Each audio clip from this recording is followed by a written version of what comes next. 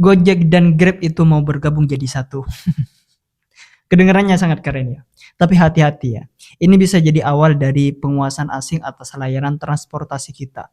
Ribuan driver ini nanti bisa rugi. Dan data kita itu malah dikontrol dari luar negeri nanti parahnya. Makanya kita perlu bertanya, apakah merger ini merupakan cuman bisnis biasa? Atau ini ada rahasia gelap di balik semua ini? Mari kita bahas semuanya di video ini.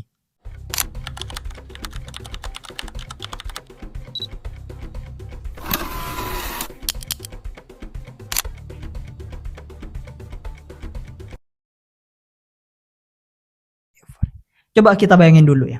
Di tengah euforia dunia teknologi sekarang, ketika negara-negara maju itu sibuk membangun raksasa digital mereka sendiri, Indonesia sempat punya satu bintang terang yang bernama Gojek. Bukan cuma aplikasi ojek online. Gojek merupakan manifestasi dari semangat anak muda yang ada di Indonesia ini, yang ingin menyelesaikan masalah di negerinya sendiri.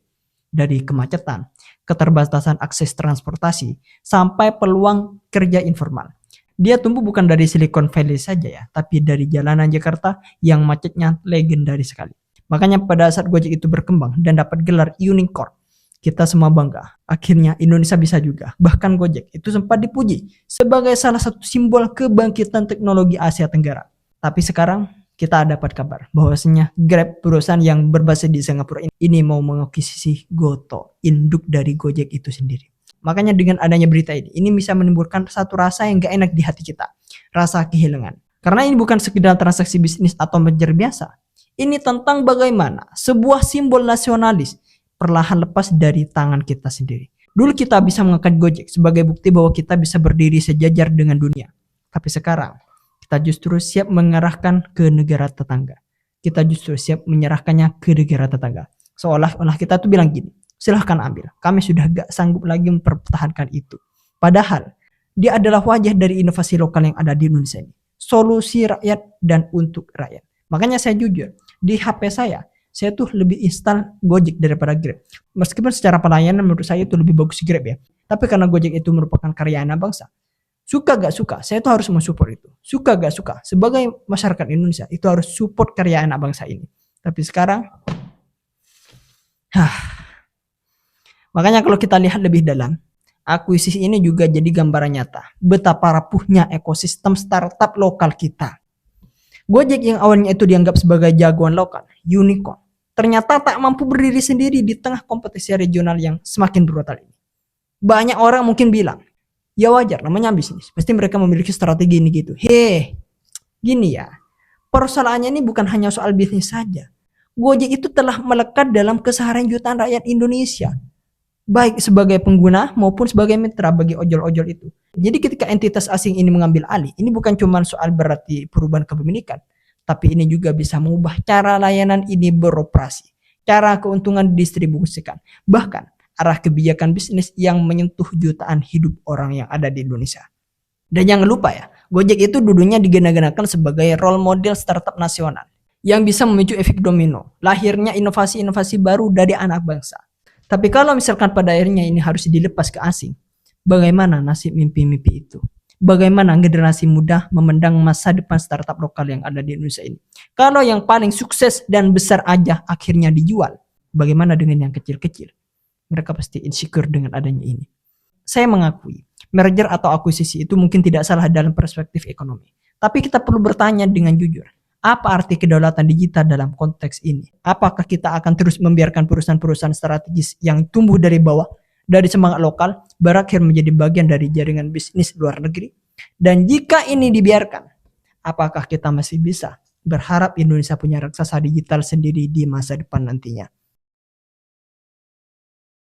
Kalau saya perhatikan lebih jauh ya, transportasi publik yang ada di Indonesia ini secara perlahan-lahan ini sudah mulai bergeser ke arah digital. Dari naik bus, ojek, taksi, sampai pesan makanan. Semua itu bisa dilakukan dari aplikasi. Sangat praktis sekali. Tapi pernah gak kita mikir, siapa yang sebenarnya mengendalikan semua layanan ini sekarang? Coba lihat sekeliling kalian. Kalau bukan Gojek, ya Grab. Dua raksasa ini kan menguasai hampir seluruh ekosistem transportasi daring yang ada di Indonesia. Termasuk logistik, pengantaran makanan, sampai layanan keuangan digital. Dan sekarang ketika kabar ini mencuat bahwa Grab sedang dalam proses mengakuisisi Goto, Artinya, kita tuh sedang menuju satu kenyataan baru. Satu entitas asing yang mengendalikan hampir semua akses transportasi daring kita. Bayangin, apa yang bukan asing yang ada di Indonesia ini sekarang. Yang mana kalau kita lihat Grab itu sendiri, Grab itu kan merupakan perusahaan yang berbasis di Singapura. Memang, mereka itu sudah beroperasi di Indonesia sejak lama dan pakai nama yang sangat familiar sekali. Tapi secara struktur kepemilikan, modal, dan strategi bisnis, Grab itu tetaplah entitas asing. Jadi ketika nanti Gojek itu resmi dipegang oleh Grab, berarti layanan yang dulunya itu dibangun oleh karya anak bangsa, orang Indonesia, ini nanti sudah resmi jadi bagian dari sistem asing. Dan ini bukan sekedar masalah nasionalisme kosong, tapi masalah kontrol terhadap layanan publik yang menyangkut hajat hidup orang banyak. Bayangkan ini, di Jakarta, Surabaya, Medan, Jogja, itu kan hampir semuanya orang itu pakai ojek online. Setiap hari itu sering pakai. Para mitra pengemudi, konsumen, warung makan, bahkan kurir logistik kecil pun semuanya itu bergantung pada 1-2 aplikasi saja. Kalau semua ini dikendalikan oleh satu perusahaan asing, siapa yang punya kuasa untuk menentukan tarif itu? Dan siapa yang bisa mengatur algoritmanya, insentif, bahkan potongan hasil kerja mitranya? Ini bukan lagi pemerintah nantinya. Bukan kita, tapi manajemen pusat yang bisa jadi duduknya di Singapura atau bahkan lebih jauh dari Singapura. Ini bukan paranoid. Ini fakta bisnis global. Ketika sebuah layanan publik itu dikendalikan oleh kekuatan asing, maka kedaulatan ekonomi itu jadi ilusi semata. Pemerintah bisa saja bikin aturan, tapi selama operator dominasinya ini adalah asing, kita tuh tetap bergantung kepada mereka. Mereka bisa atur strategi sesuka hati mereka, dan kita hanya bisa mengikuti karena kita tak punya alternatif lain yang sepadan pada sebelum Gojek itu diakuisisi. Yang lebih menyedihkan lagi, Indonesia bukan kekurangan talenta. Kita punya anak muda yang berbakat, punya pasar besar, punya kebutuhan yang nyata, tapi kita terus gagal membangun dan mempertahankan sistem transportasi digital yang benar-benar berdaulat ini. Kenapa? Karena sejak awal kita tuh membiarkan pasar bermain terlalu bebas tanpa kerangka perlindungan yang kuat. Sekarang akibatnya mulai terasa. Dominasi asing di sektor sangat strategis dan kita hanya bisa jadi konsumen di negeri sendiri. Kalau hari ini transportasi online itu dikuasai asing, besok mungkin sektor kesehatan digital, lalu pendidikan, lalu keuangan, dan kita hanya terus bilang, itu kan bagian dari globalisasi. Padahal sesungguhnya ini adalah bentuk kolonialisme gaya baru. Bukan lewat senjata atau penjajahan fisik, tapi lewat algoritma dan dominasi data. Di balik gegap gembita kabar akuisisi antara Grab dan Goto ini, ada satu kelompok yang sering luput dari sorotan utama, yaitu para driver ojek online ini. Mereka yang setiap hari kita temui di jalanan, yang mengantar makanan saat kita lapar, yang sigap menjemput kita di tengah hujan, dan yang kadang kita anggap cuma sekedar pengemudi aplikasi saja. Padahal ya, mereka itu adalah tulang punggung dari sebuah ekosistem ini. Pertanyaannya sekarang, apa kabar para mitra yang selama ini diandalkan untuk membesarkan nama Gojek dan Grab? Ini takutnya, ironisnya, di tengah rencana merger yang digenangkan bakal efisien dan menguntungkan perusahaan, para driver ini justru masa cemas. Makanya kita lihat kemarin, ribuan dari mereka itu bahkan sempat melakukan aksi protes besar-besaran, demonstrasi besar-besaran oleh para ojol. Karena mereka khawatir ini bakal jadi korban dari kesepakatan bisnis ini. Dan ingat ya, kekuatan ini bukan tanpa alasan. Karena merger ini itu biasanya diikuti dengan efisiensi besar-besaran, penggabungan sistem, pemangkasan insentif, dan yang paling ditakuti, pemutusan kemitraan sepihak. Di lapangan, isu ini sudah mulai muncul. Driver takut kehilangan akun, takut pendapatan mereka itu makin sedikit, dan takut lagi punya posisi tawar. Kenapa? Karena kalau Grab dan Gojek ini jadi satu, maka pilihan mereka itu habis. Tidak ada lagi persaingan sehat antar platform yang bisa memberikan harapan kenaikan insentif atau skema bonus yang lebih baik. Yang tersisa itu hanya satu raksasa yang bebas menentukan aturan mainnya sesuka hati mereka. Inilah bentuk nyata dari kapitalisme digital yang eksploitatif ini. Di permukaan, merger ini disebut sebagai langkah strategis. Tapi di balik layar ada ribuan orang kecil yang sebenarnya sedang dikorbankan. Orang-orang yang tidak punya saham, tidak duduk di ruang rapat, tapi ikut membesarkan aplikasi ini dengan keringat dan bensin setiap harinya. Merger ini bisa saja mendorong valuasi, menyenangkan investor, dan mengurangi kompetisi. Tapi kalau ini dilakukan dengan mengorbankan mereka yang paling rentan, apa kita masih bisa bilang ini kemajuan? Yang lebih mirisnya lagi, driver ojol ini sering disebut sebagai mitra, bukan karyawan. Tapi dalam prakteknya, mereka tidak punya hanya perlindungan yang layak. Tidak ada jaminan, tidak punya suara dalam keputusan strategis. Jadi kalau nanti skema ini berubah, bonus dipotong, atau akun dibekukan, mereka tidak bisa protes banyak. Satu-satunya kekuatan mereka, yaitu adalah solidaritas. Yang sayangnya seringkali dibenturkan dengan logika pasar bebas ini. Maka dari itu, ketika kita bicara soal akuisisi ini, jangan cuma fokus pada angka valuasi atau posisi dominan saja. Kita juga harus tanya, apa dampaknya bagi mereka yang menggerakkan roda ekonomi digital ini dari bawah.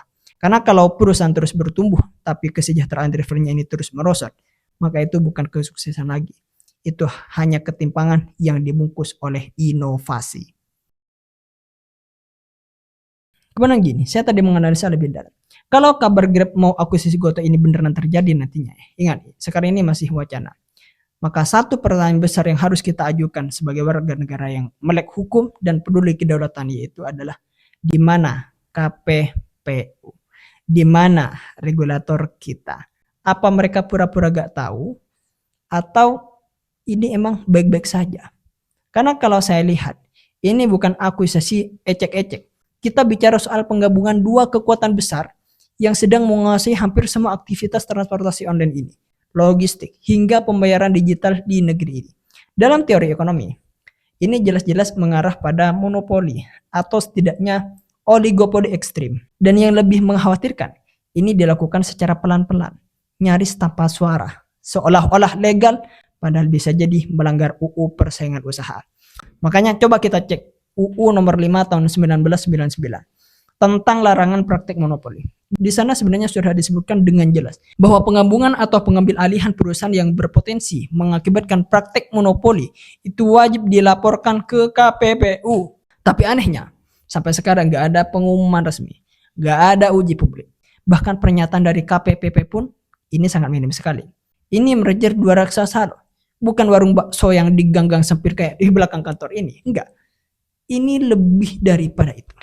Dan yang bikin saya lebih curiga lagi, kalau saya lihat berdasarkan data dan fakta yang di lapangan ya, prosesnya ini dilakukan lewat jalur korporasi yang sangat rumit. Grab gak langsung beli Gojek, tapi mereka masuk lewat Tokopedia, anak usaha Goto, dengan membeli sahamnya lewat perusahaan investasinya. Bahasanya keren, backdoor acquisition. Bahasa kasarnya atau bahasa bayinya agar kalian itu memahami maksud ini. Grab melakukan ngakalin regulasi. Ingat, mengakali regulasi. Kalau kita sebagai publik gak kritis, kita bisa saja dibohongi dengan narasi. Ini cuma investasi biasa. Tapi kenyataannya, ketika satu pihak asing ini bisa masuk dan pegang kendali operasional keuangan dan strategi bisnis perusahaan digital besar yang ada di Indonesia, itu bukan soal sekedar investasi. Ini pengambil alihan dan seharusnya ini ada prosedur hukum yang wajib didahului, termasuk pengawasan dari otoritas negara ini. Pertanyaannya, kenapa ini bisa jadi terjadi begitu mulus? Apakah karena pemerintah itu terlalu permisif terhadap modal asing atau ada yang sengaja menutup mata dengan adanya ini? Kalau ini dibiarkan, ini bisa jadi presiden berbahaya. Besok-besok perusahaan strategis lain ini bisa diambil alih dengan skema serupa. Diam-diam, rapi, tapi fatal buat kedaulatan ekonomi kita. Regulator seharusnya jadi Garuda dengan penjaga pasar. Tapi kalau mereka itu bungkam atau malah permisif dengan merger yang mengancam persaingan usaha sehat ini, maka jangan salahkan publik kalau mulai kehilangan percayaan. Karena sejatinya, hukum dan regulasi itu bukan cuma teks di atas kertas saja, tapi merupakan benteng pertahanan terakhir agar ekonomi kita itu gak dijadikan mainan oleh kekuatan modal global. Jadi sekarang tinggal kita yang harus bersuara.